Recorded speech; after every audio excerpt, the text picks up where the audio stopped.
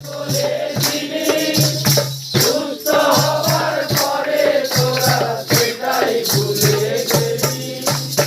এমন ভুল করে তোরা পাপ করিস না, নিজের সুখ শান্তি তোরা নষ্ট করিস না। এমন ভুল করে তোরা পাপ করিস না, নিজের সুখ শান্তি তোরা নষ্ট করিস না।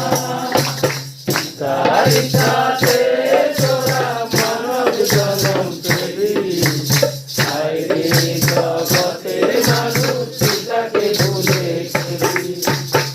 তার